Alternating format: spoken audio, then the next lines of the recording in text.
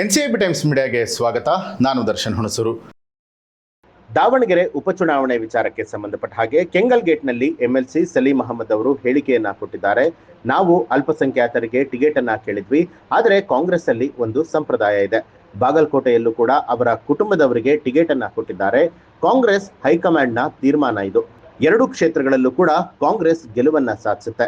ಇನ್ನು 2 ವರ್ಷಗಳ ಕಾಲ ಸಾರ್ವತ್ರಿಕ ಚುನಾವಣೆಯ ಸಮಯ ಇದೆ. ಈಗ ಉಪಚುನಾವಣೆಯಲ್ಲಿ ಅವರ ಕುಟುಂಬದವರಿಗೆ ಟಿಕೆಟ್ ಅನ್ನ ಕೊಡಲಾಗಿದೆ.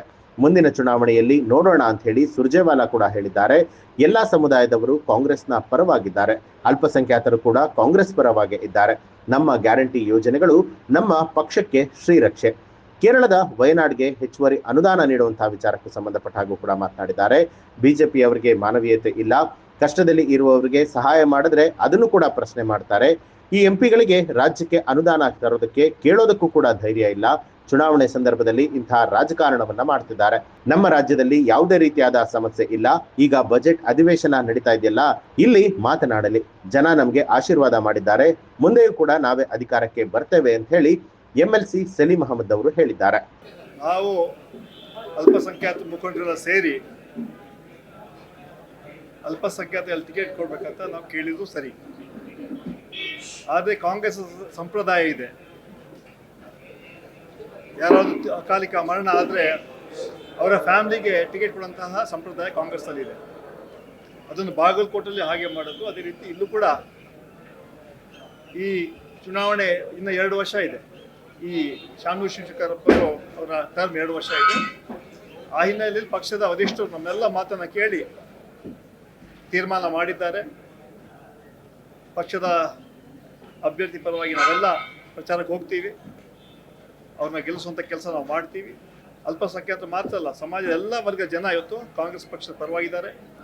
ಬಾಗಲಕೋಟೆ ಮತ್ತು ದಾವಣಗೆರೆ 2 ಕ್ಷೇತ್ರಗಳಲ್ಲಿ ನಾವು ಅತ್ಯಂತ ಹೆಚ್ಚಿನ ಮತಗಳಿಂದ ನಾವು ಗೆಲ್ತೀವಿ ಅಂತ ವಿಶ್ವಾಸವನ್ನು ವ್ಯಕ್ತಪಡಿಸ್ತಾ ಇದ್ದೀವಿ. ಶಿವಶಂಕರಪ್ಪನವರು ಅವರಿಗಾಗಲೇ ಹಿಂದೆ ಹೇಳಿದ್ರು, ನಂತರದಲ್ಲಿ ಅಲ್ಪಸಂಖ್ಯಾತರಿಗೆ ಟಿಕೆಟ್ ಇದೆ, ಅಲ್ಲಿ ಅವರ ಮತಸಂಖ್ಯೆ ಜಾಸ್ತಿ ಇದೆ ಅಂತ. ಈ ವಿಚಾರಗಳು ಸಾಕಷ್ಟು ಚರ್ಚೆ ಆಗಿದೆ. ಅವರ ಟರ್ಮ್ ಇಂದ 2 ವರ್ಷ ಇತ್ತು. ಯಾವ ರೀತಿ ಬಾಗಲಕೋಟೆಯಲ್ಲಿ ಮೇಟಿ ಅವರ ಫ್ಯಾಮಿಲಿ ಅವ್ರಿಗೆ ಕೊಟ್ಟಿದ್ದಾರೆ, ಅದೇ ರೀತಿ ದಾವಣಗೆರೆಯಲ್ಲಿ ಕೂಡ, ಯಾಕಂದ್ರೆ 2 ವರ್ಷ ಅವ್ರದ್ದು ಇತ್ತು. ಪಕ್ಷದ ಮುಖಂಡರು, ಯಾಕಂದ್ರೆ ಯಾರು ಅಕಾಲಿಕ ಮರಣ ಆದರೆ ಅವರ ಫ್ಯಾಮಿಲಿ ಮೆಂಬರ್ಸ್ಗೆ ಕೊಡುವಂತಹ ಪದ್ಧತಿ ಕಾಂಗ್ರೆಸ್ನಲ್ಲಿ ಯಾವತ್ತೂ ಇತ್ತು. ಅದರಿಂದ ಆ ಹಿನ್ನೆಲೆ ಇಟ್ಕೊಂಡು ಇವತ್ತು ವರಿಷ್ಠರು ನಮ್ಮನ್ನೆಲ್ಲ ಕರೆಸಿ ಮಾತಾಡಿ, ಎಲ್ಲ ಅಲ್ಪಸಂಖ್ಯಾತ ಮುಖಂಡರು ಕರೆಸಿ ಮಾತಾಡಿ, ಈ 2 ವರ್ಷ ಅವ್ರದ್ದು ಏನು ಅವಧಿ ಇತ್ತು ಆಗಲಿ, ಮುಂದಿನ ತೀರ್ಮಾನ, ಮುಂದಿನ ಜನರಲ್ ಎಲೆಕ್ಷನಲ್ಲಿ ಏನು ಮಾಡ್ಬೇಕಂತ ಅಂತಿಮವರೆಗೂ ನಾವು ತೀರ್ಮಾನ ಮಾಡ್ತೀವಿ ಅಂತ ಮಾತನ್ನ ಸನ್ಮಾನ್ಯ ಸುರ್ಜೇವಾಲಾ ನಮ್ಮನ್ನೆಲ್ಲ ಕರೆದು ಹೇಳಿದ್ದಾರೆ.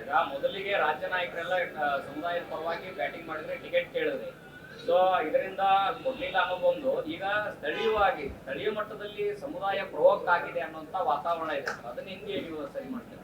ಅದೆಲ್ಲ ಸರಿ ಮಾಡೋಕ್ಕೆ ಮಾಡ್ತಾ ಇದ್ದೀವಿ. 27ನೇ ತಾರೀಕು ನಾನು ಕೂಡ ಅಲ್ಲಿ ಪ್ರಚಾರಕ್ಕೆ ಹೋಗ್ತಾ ಇದ್ದೀವಿ. ನಾವೆಲ್ಲ ಅಲ್ಪಸಂಖ್ಯಾತ ಮುಖಂಡರು ಕೂಡ ಹೋಗ್ತಾ ಇದ್ದೀವಿ. ಆದರೆ ಆ ಭಾಗದಲ್ಲಿ, ವಿಶೇಷ ಭಾಗದಲ್ಲಿ ಅಲ್ಪಸಂಖ್ಯಾತರು ಯಾವತ್ತೂ ಕಾಂಗ್ರೆಸ್ ಪರವಾಗಿ ಇರುವಂತಹ ಕ್ಷೇತ್ರ. ಅದು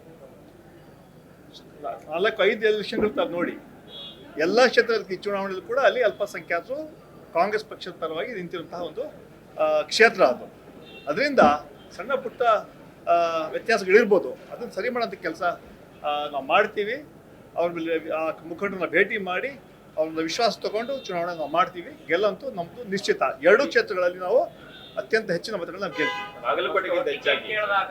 ಟಿಕೆಟ್ ಕೇಳಿದಾಗ SS ಮಲ್ಲಿಕಾರ್ಜುನ್ ಅವರು ಆ ರೀತಿ ಮಾತಾಡಬಾರ್ದಾಗಿ ಮಾತಾಡಿದ್ದಕ್ಕೆ ಇಷ್ಟು ಪ್ರವೋಕ್ ಆಗಿ ಕಾರಣ ಆಯ್ತು ಅನ್ನೋ ಚರ್ಚೆ ಇದೆ. ಹೌದು ಸರ್? ಈಗ ನಾವು ಹಿಂದೆ ಏನೆಲ್ಲ ಮಾಡ್ತಾ ಇರೋದು ಅದ್ರ ಬಗ್ಗೆ ನಾವು ಚರ್ಚೆ ಮಾಡಕ್ಕೆ ಹೋಗೋದಿಲ್ಲ. ನಾವು ಈ ಚುನಾವಣೆಯಲ್ಲಿ ನಮ್ಮ ಸರ್ಕಾರದ ಸಾಧನೆ, 5 ಗ್ಯಾರಂಟಿಗಳು ನಮ್ಮ ಈ ಚುನಾವಣೆಗೆ ಶ್ರೀರಕ್ಷೆ ಆಗಲಿದೆ. ಅದೇ ರೀತಿ ನಮ್ಮ ಶಾಮನೂರು ಶಿವಶಂಕರ್ ಕಳೆದ 35 ವರ್ಷ ಆ ಜಿಲ್ಲೆಗೆ, ಆ ಕ್ಷೇತ್ರಕ್ಕೆ ಪ್ರಾಮಾಣಿಕವಾಗಿ ದುಡಿದಿದ್ದಾರೆ. ಅಖಿಲ ಭಾರತ ವೀರಶೈವ ಮಹಾಸಭಾದ ಅಧ್ಯಕ್ಷ ಕೂಡ ಆಗಿದ್ರು. ಯಾವ ರೀತಿ ಬಾಗಲಕೋಟೆಯಲ್ಲಿ ಟಿಕೆಟ್ ಕೊಟ್ಟರು ಅದೇ ರೀತಿ ದಾವಣಗೆರೆ ಕೂಡ ಕೊಟ್ಟಿದ್ದಾರೆ. ಈಗಾಗಲೇ ವರಿಷ್ಠರು ಕೂಡ ಈ ಮಾತನ್ನು ಹೇಳಿದ್ದಾರೆ. ಮುಂದಿನ ಜನರಲ್ ಎಲೆಕ್ಷನ್ ಏನು ತೀರ್ಮಾನ ಮಾಡಬೇಕು ನಾವು ಮಾಡ್ತೀವಿ. ಈ ಚುನಾವಣೆ ಇಲ್ಲಿ ಮಾಡ್ಬೇಕಂತ ಅಲ್ಪಸಂಖ್ಯಾತ ಮುಖಂಡರೆಲ್ಲ ಕರೆಸಿ, ನಮ್ಮನ್ನೆಲ್ಲ ಕರೆಸಿ ಮಾತಾಡಿ ಅವರು ಅದನ್ನು ತೀರ್ಮಾನ ತಗೊಂಡಿದ್ದಾರೆ. ಆ ಹಿನ್ನೆಲೆಯಲ್ಲಿ ನಮ್ಮ ವಿಶೇಷವಾಗಿ ಆ ಜಿಲ್ಲೆಯಲ್ಲಿ ಅಲ್ಪಸಂಖ್ಯಾತರು ಯಾವತ್ತೂ ಕಾಂಗ್ರೆಸ್ ಪರ ಇದ್ದರೂ ಕಾಂಗ್ರೆಸ್ ಪರವಾಗಿ ಇರ್ತಾರೆ. ಕಾಂಗ್ರೆಸ್ ಪಕ್ಷ ಅವ್ರ ಜೊತೆಗಿದೆ, ಅಲ್ಪಸಂಖ್ಯಾತ ಕಾಂಗ್ರೆಸ್ ಪಕ್ಷ ಪರವಾಗಿದ್ದಾರೆ. ಅದೇ ಹಿನ್ನೆಲೆಯಲ್ಲಿ ಮತ್ತು ಈ ಚುನಾವಣೆ ನಮ್ಮ ಗೆಲುವು ನಮ್ಮ ಸರ್ಕಾರದ ಸಾಧನೆಗಳು ಹಾಗೂ 5 ಗ್ಯಾರಂಟಿಗಳು ನಮಗೆ ಶ್ರೀರಕ್ಷೆ ಆಗಲಿದೆ. ಎಲ್ಲ ಸಮಾಜದ ವರ್ಗ ಜನರಿಗೆ ನಾವು ಕಾರ್ಯಕ್ರಮ ಕೊಟ್ಟಿದ್ದೀವಿ. ಸರ್ವರಿಗೂ ಸಮಪಾಲು, ಸರ್ವರಿಗೂ ಸಮಪಾಲು ನಮ್ಮ ಸಂಕಲ್ಪ. ಆ ಹಿನ್ನೆಲೆಯಲ್ಲಿ ಈ ಬಜೆಟ್ ಕೂಡ ಒಳ್ಳೆಯ ಬಜೆಟನ್ನು ಕೂಡ ಕೊಟ್ಟಿದ್ದಾರೆ. ಆ ಹಿನ್ನೆಲೆಯಲ್ಲಿ ದಾವಣಗೆರೆ ಮತ್ತು ಬಾಗಲಕೋಟೆ ಎರಡೂ ಕ್ಷೇತ್ರದಲ್ಲಿ ನಮ್ಮ ಗೆಲುವು ಖಚಿತ ಅಂತ ವಿಶ್ವಾಸವನ್ನು ವ್ಯಕ್ತಪಡಿಸ್ತಾರೆ.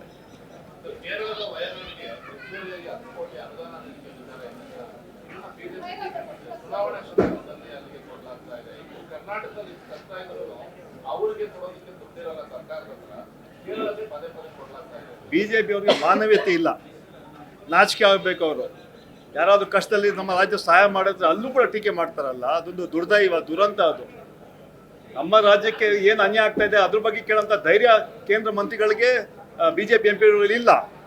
ರಾಜ್ಯಕ್ಕೆ ಅನುದಾನ ತರಕಂತ ಸಂಪೂರ್ಣ ವಿಫಲರಾಗಿದ್ದಾರೆ. 5 ಕೇಂದ್ರ ಮಂತ್ರಿಗಳಿದ್ದಾರೆ, ಆದರೂ ಕೂಡ ರಾಜ್ಯಕ್ಕೆ ಅನ್ಯಾಯ ಆಗ್ತಾ ಇದೆ. ಅದನ್ನು ಕೇಳೋಂಥ ಧೈರ್ಯ ಈ ನಮ್ಮ ಎಂಪಿಗಳಿಗಾಗಲಿ ಕೇಂದ್ರ ಮಂತ್ರಿಗಳಿಗಿಲ್ಲ. 10 ಕೋಟಿ ಒಂದು ಸಹಾಯ ಮಾಡಿದ್ರೆ, ಪಕ್ಕದ ರಾಜ್ಯಕ್ಕೆ ಸಹಾಯ ಮಾಡಿದ್ರೆ ಅದ್ರ ಬಗ್ಗೆ ರಾಜಕಾರಣ ಮಾಡ್ತೀವಿ. ರಾಜಕಾರಣ ಯಾಕಂತ ಹೇಳಿದ್ರೆ ಚುನಾವಣೆ ಬರ್ತಾರೆ ನೋಡಿ, ಅದಕ್ಕೆ ರಾಜಕಾರಣ ಮಾಡ್ತಾರೆ. ವಿರೋಧ ಪಕ್ಷದ ನಾಯಕರು ಈಗ ಟ್ವೀಟ್ ಮಾಡಿದ್ದಾರೆ, ಕರ್ನಾಟಕದಲ್ಲಿ ಇರುವಂತ ಕೆಲಸ ಮಾಡ್ತಾ ಇರುವಂತ ನೌಕರರಿಗೆ ಸಂಬಳ ಕೊಡಕ್ ಆಗ್ತಾ ಇಲ್ಲ, ಇಲ್ಲೇ ಸಾಕಷ್ಟು ಸಮಸ್ಯೆಗಳಿದಾವೆ, ಆರ್ಥಿಕವಾಗಿ ಸಾಕಷ್ಟು. ಇಂಥ ಸಂದರ್ಭದಲ್ಲಿ ಕುರ್ಚಿ ಉಳಿಸ್ಕೊಳ್ಳೋಕ್ಕೋಸ್ಕರ ಅಲ್ಲಿ ಹಣ ಕೊಟ್ಟಿದ್ದಾರೆ ಅಂತ ಆರೋಪ ಮಾಡಿದ್ದಾರೆ. ಯಾವ ಸಮಸ್ಯೆ ಕೂಡ ಇಲ್ಲ. ಈಗ ಬಜೆಟ್ ನಡೀತಾ ಇದೆಯಲ್ಲ, ಸದನದಲ್ಲಿ ಮಾತಾಡಲಿ. ಇದಕ್ಕಿಂತ ದೊಡ್ಡ ವೇದಿಕೆ ಬೇಕು, ಅದಕ್ಕೆ ಟ್ವೀಟ್ ಮಾಡ್ಬೇಕು ಅವರು. ಹೌದು, ಇವಾಗ ಚರ್ಚೆ ನಡೀತಾ ಇಲ್ವಾ, ಏನೆಲ್ಲ ಹೇಳ್ಬೇಕಂತ ಹೇಳಿ. ಅದನ್ನ ಬಿಟ್ಟು ಟ್ವೀಟ್ ಮಾಡಿ ರಾಜಕೀಯ ಮಾಡೋಂಥ ಕೆಲಸ ಅವ್ರು ಮಾಡ್ತಾ ಇದ್ದಾರೆ. ಜನ ಇದಕ್ಕೆಲ್ಲ ಅರ್ಥ ಮಾಡ್ಕೊಳ್ತಾರೆ. ಅದಕ್ಕೆ ಜನ ನಮಗೆ 139 ಸೀಟ್ ಕೊಟ್ಟು ಅಧಿಕಾರದಲ್ಲಿ ಇಟ್ಟಿದ್ದಾರೆ. ಮುಂದೆ 2028 ನಾವೇ ಅಧಿಕಾರಕ್ಕೆ ಬರ್ತೀವಿ. ಅವ್ರು ಪರ್ಮನೆಂಟಾಗಿ ಆಪೋಸಿಷನ್ ಇರ್ತಾರೆ ಅಂತ ವಿಶ್ವಾಸವನ್ನು ವ್ಯಕ್ತಪಡ್ತಾ ಇದ್ದೀನಿ. ಅಶೋಕ್ ಅವರು ನಾನು ಹೇಳ್ತಾ ಇದ್ದೀನಿ, ಇದು ಸಣ್ಣ ವಿಚಾರಗಳನ್ನ ಇಟ್ಕೊಂಡು ಟೀಕೆ ಮಾಡೋಕ್ಕಿಂತ ಸದನದಲ್ಲಿ ಚರ್ಚೆ ಮಾಡಲಿ, ಏನೆಲ್ಲ ಹೇಳ್ಬೇಕಂತ ಅಲ್ಲಿ ಹೇಳಲಿ. ಅಲ್ಲಿ ಅದಕ್ಕೆ ತಕ್ಕ ಉತ್ತರ ನಮ್ಮ ಸರ್ಕಾರ ಕೊಡುತ್ತೆ, ಮುಖ್ಯಮಂತ್ರಿಗಳು ಕೊಡ್ತಾರೆ. ಅದರಿಂದ ಕೇವಲ ಚುನಾವಣೆ, ಕೇರಳದಲ್ಲಿ ಚುನಾವಣೆ ಬರ್ತಾ ಇದೆ ಅಂತ ಹೇಳ್ಬಿಟ್ಟು ಈ ಥರ ಟೀಕೆಯನ್ನು ಮಾಡ್ತಾರೆ. ಅದು ಜನರ ಅರ್ಥ ಮಾಡ್ಕೊಳ್ತಾರೆ.